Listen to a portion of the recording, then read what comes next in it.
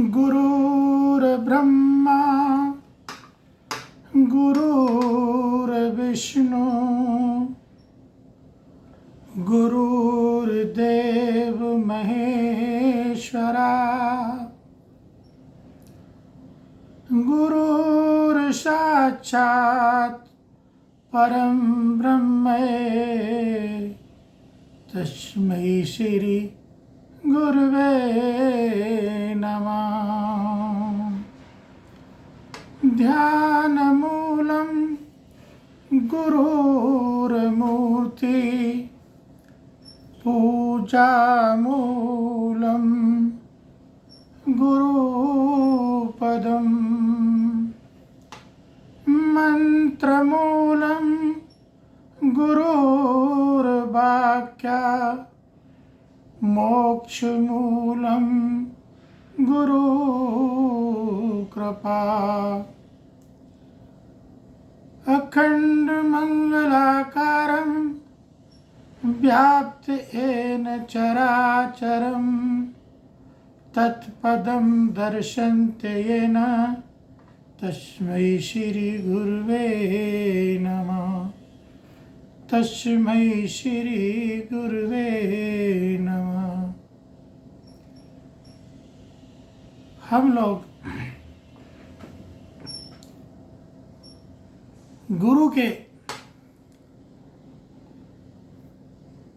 हर बात का, अपने अपने गुरु के हर बात का अनुसरण करते हैं, गुरु के पीछे पीछे दौड़ते हैं, गुरु के दर्शन करने जाते हैं। बहुत अच्छा होता है जब गुरु के दर्शन होते हैं तो हमें अत्यंत सुख की अनुभूति होती है। परंतु हम लोग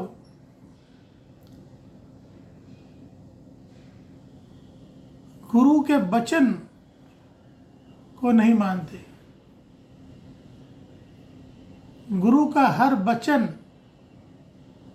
एक मंत्र के बराबर होता है। जैसे कहा गया है कि मंत्र मूलम गुरुर्वाक्य, अर्थात हम गुरु के वाक्य के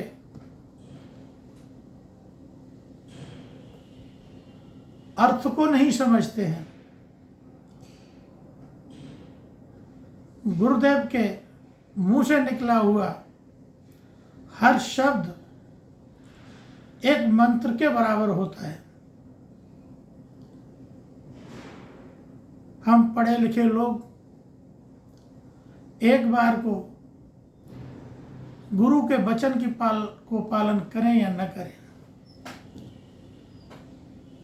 हमसे वो अशिक्षित व्यक्ति बहुत अच्छे हैं, वो प्राणी बहुत अच्छे हैं, वो बहुत भाग्यशाली है, प्रतिभाशाली है कि गुरु जी के प्रत्येक के वाक्य को वो समझते हैं और उसका अनुसरण करते हैं। उन्हीं में से आज मैं एक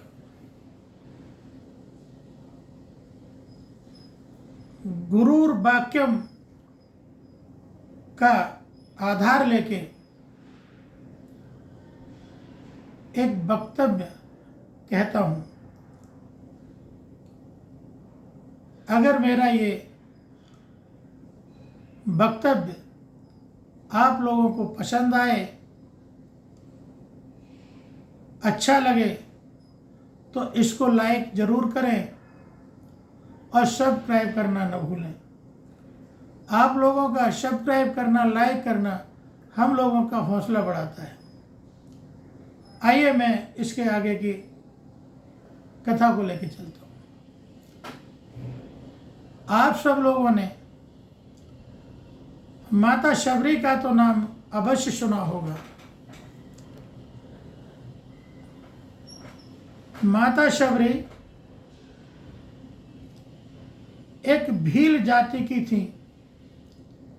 रंग उनका काला था, शरीर उनका सुंदर नहीं था,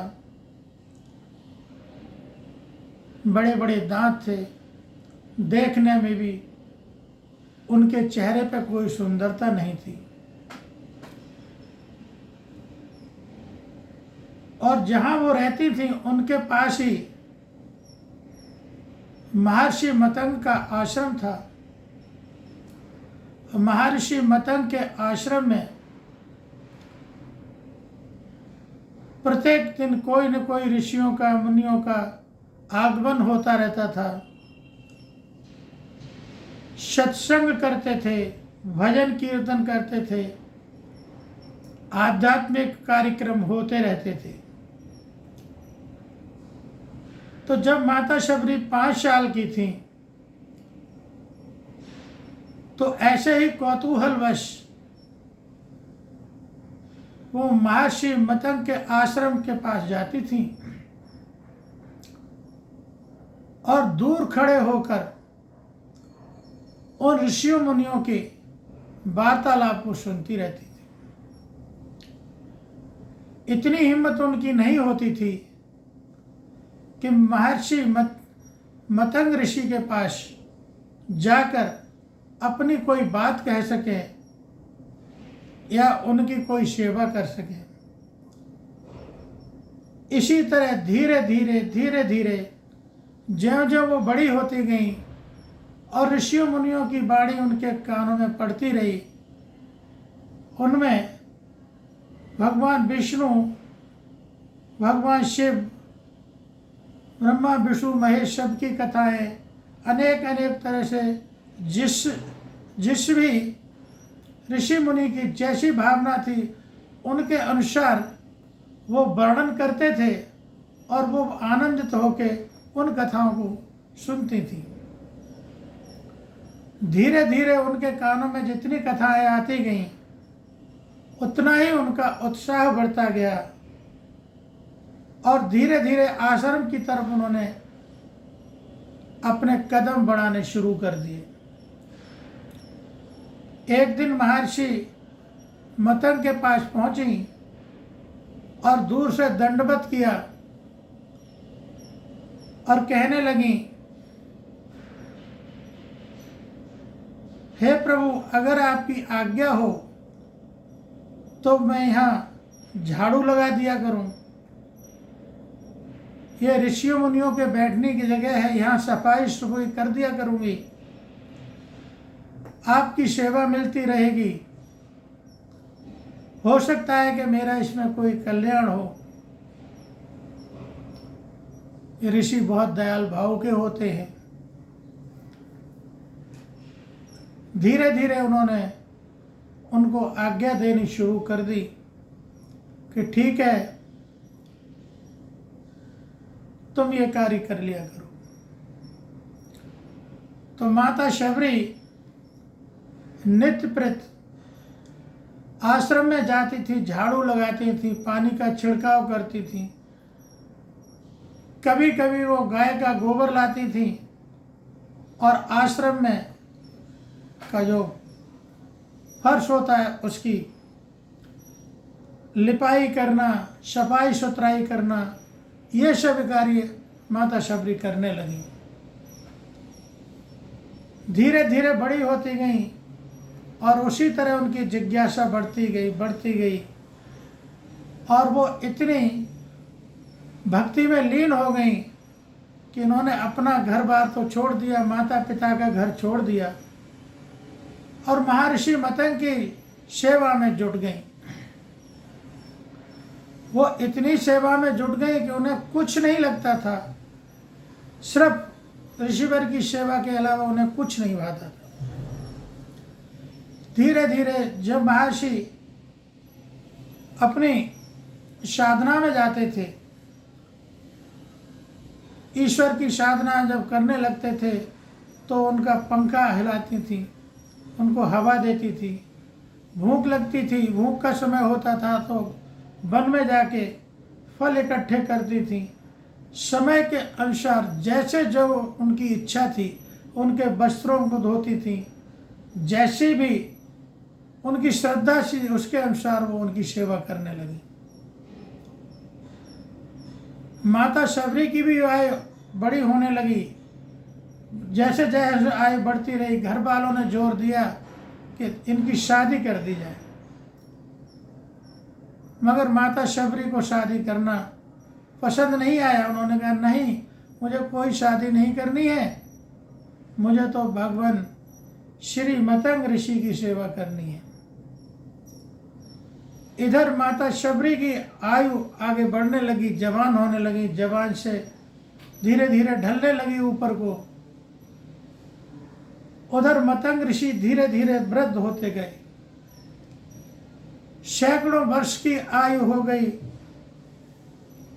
माता शबरी की, और हजारों वर्ष की आयु हो गई मतंग ऋषि की। एक दिन मतंग ऋषि ने कहा, शबरी तू भी धीरे धीरे वृद्ध हो गई है, और आने वाले समय में मेरे जाने का समय आ चुका है। अब तू मुझे बता, मैं तेरी क्या इच्छा पूरी करूं। माता शबरी ने कहा, हे प्रभु, जो ऋषिगण अपने मुंह से देते हैं, उनके मुंह से जो निकलता है, उससे बड़ा न कोई मंत्र होता है, न कोई दीक्षा होती है। जो आपको अच्छा लगे वो दे दो मुझे वही स्वीकार होगा।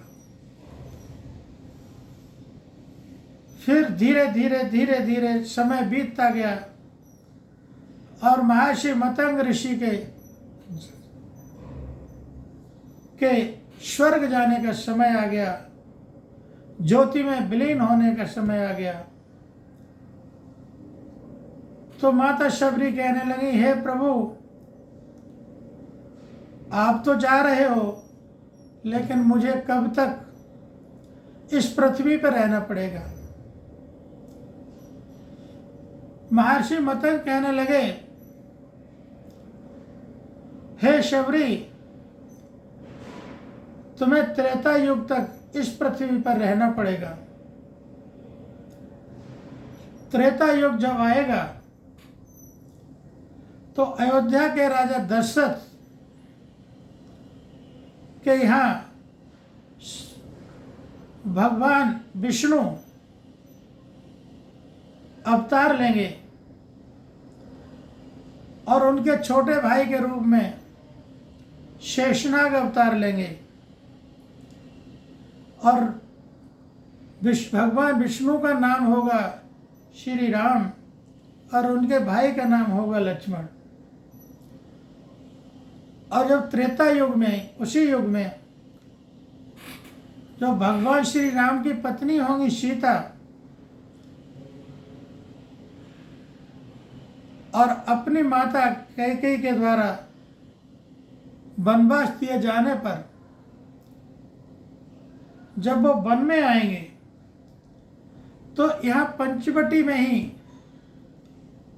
जो हमारे आश्रम के पास में पंचवटी है, उसी में वो अपने 14 वर्ष पूरे करेंगे। जब उनका 13वां वर्ष आएगा, तो रावण उनकी पत्नी भार्या को और चुरा ले जाएगा, और उसके वियोग में उसे ढूंढते ढूंढते जब श्री राम आएंगे, तब वो तुम्हें दर्श देंगे, और उनके दर्शन के बाद ही तुम्हारा स्वर्ग लोक आने का रास्ता खुल जाएगा।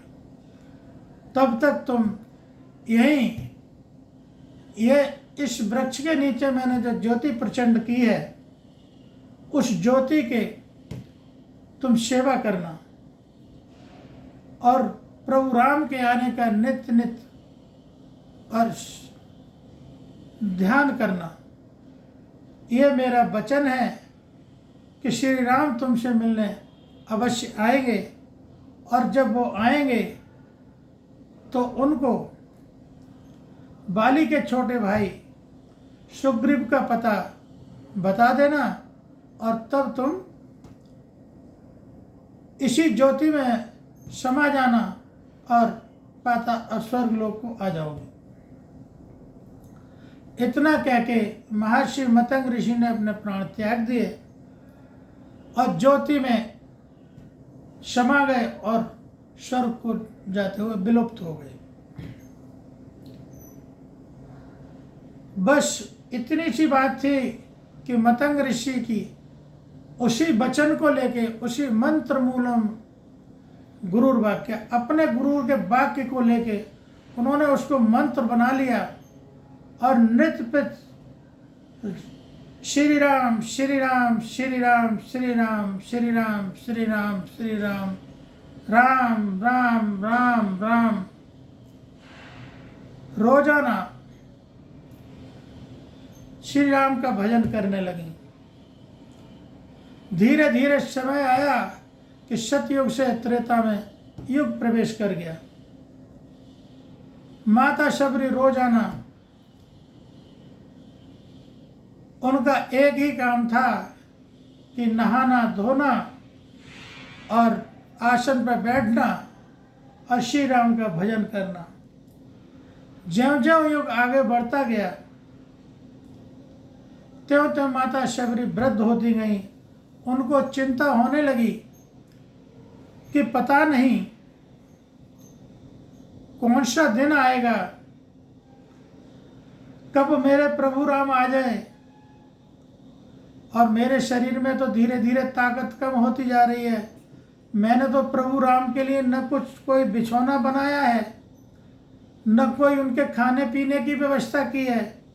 वो आएंगे तो मैं कहाँ बिठा लूँगी, क्या खिलाऊंगी। अचानक आ गए तो मैं कहाँ से लाऊंगी। तो माता शबरी रोजाना सुबह वन में जाती थी। सुबह ही नहा धो के गई, फूल चुन चुन के लाती थी और फूलों की बिछा बिछा के राह बना देती थी कि प्रभु पता नहीं नंगे पांव आएंगे, पैरों में कुछ होगा कि नहीं होगा, उनके कांटे चुभेंगे तो उनके सूल तक नहीं चुभना चाहिए, इसलिए उनकी राहों में नित्य प्रति फूल बिछाया करती थी। फिर जाती थी बन के सुंदर सुंदर फूल, मीठे मीठे मीठे फल चुन चुन के लाती थी। चख चख के फल लाती थी कि कम से कम प्रभु खाएं तो ऐसे फल तो हों जो खाने में मिठास हो, उनको कम से कम मीठे फल तो खिलाऊं।